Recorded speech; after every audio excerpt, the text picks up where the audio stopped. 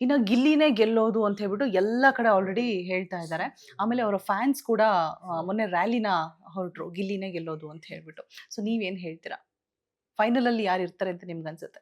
Top 2, top 3 R ಇರ್ಬೋದು, ಗಿಲ್ಲಿ ಇರ್ಬೋದು, ಅಶ್ವಿನಿ ಅವ್ರು ಇರ್ತಾರೆ, ಧನು ಇರ್ತಾರೆ. ಯಾರು ಗೆಲ್ಬೇಕು ನಿಮ್ಗೆ?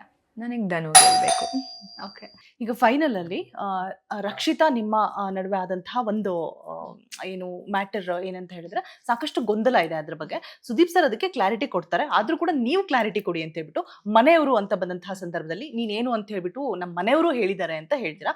ಆ ಮನೆಯವರು ನಿಮ್ಮ ಮನೆಯವರ ಅಥವಾ ಬಿಗ್ ಬಾಸ್ ಮನೆಯವರ?